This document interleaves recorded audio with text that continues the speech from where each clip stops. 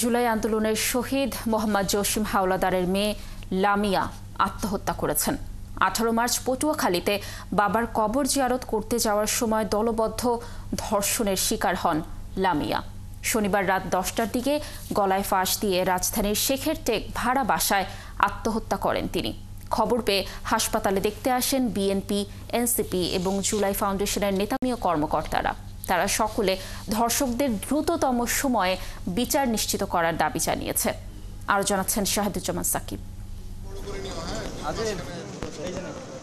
জুলাই আন্দোলনে পুলিশের গুলিতে শহীদ মোহাম্মদ জসিম হাওলাদারের কবর জিয়ারত করতে গিয়ে গত 18 মার্চ তার মেয়ে লামিয়া গণধর্ষণের শিকার হয়েছেন। এতে করে পুরো পরিবার বিপর্যস্ত হয়ে পড়ে। এরপর জুলাই ফাউন্ডেশনের পক্ষ থেকে নিয়মিত চিকিৎসা নিয়ে আসছিলেন লামিয়া। তবে মানসিক অবস্থার উন্নতি না হওয়ায় আত্মহত্যার পথ বেছে নেন তিনি। শনিবার দিনগত রাত ঢাকার ভাড়া বাসায় গলায় ফাঁস দেন লামিয়া। আসামিদের সর্বোচ্চ শাস্তি ফাঁসি দাবি করেছেন তার স্বজনরা। নিউরোসাইন্সে ডাক্তার দেখাইছে, আগামীকালকে বাড়ি যাওয়ার কথা। তারা ওই জায়গায় গেছে, আইসে দেখে দরজা আটকানো। কিন্তু এই হুমকি দুমকি দেওয়ার কারণে হয়েছে। এদের নাম যদি আমরা প্রকাশ করি তা ভবিষ্যতে তো আমরা এরকম লামিয়ার মতো আরো একজন হারাইতে পারি।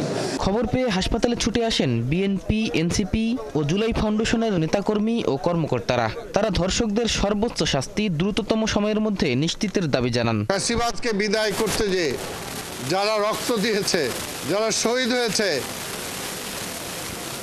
এখন তার পরিবার, তাদের ছেলে মেয়ে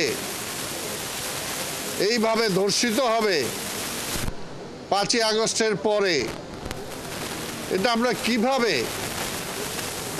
নিতে পারি? একটা জিনিস চাইবো যে ধর্ষকের প্রকাশ্যে এই মৃত্যুদণ্ডের ব্যবস্থা করতে হবে। সরকারকে বলবো যে তারা যে 90 দিনের কথা বলেছেন কিছুদিন আগে আমাদের বোন আসিয়ার সময়, এটা আরও যদি দ্রুততম সময়ের মধ্যে দৃশ্যমান শাস্তি নিশ্চিত করা যায়, তাহলে দিন শেষে আগামীতে আমাদের আর কোনো বোন আসিয়া কিংবা লামিয়াকে আমাদের আর হারাতে হবে না। আমাদের যে শহীদদের পরিবাররা রয়েছে তাদের নিরাপত্তা ছিল এই রাষ্ট্রের সর্বপ্রথম দায়িত্ব, কিন্তু এই নিরাপত্তা দিতে রাষ্ট্র ব্যর্থ হয়েছে। আমরা এর সুষ্ঠু বিচার দাবি করছি এবং যত দ্রুত সম্ভব এই তদন্ত সম্পন্ন করে শহীদ জসিম ভাইয়ের মেয়ে লামিয়ার ধর্ষণ মামলার সাথে যারা জড়িত আছে তাদের সকলকে অবিলম্বে গ্রেফতার করার দাবি জানাচ্ছি। এ বিষয়ে আদাবর থানার পুলিশ বলছে সুরতহাল হয়েছে। ডাক্তারের পরামর্শ অনুযায়ী পরবর্তী পদক্ষেপ নেওয়া হবে।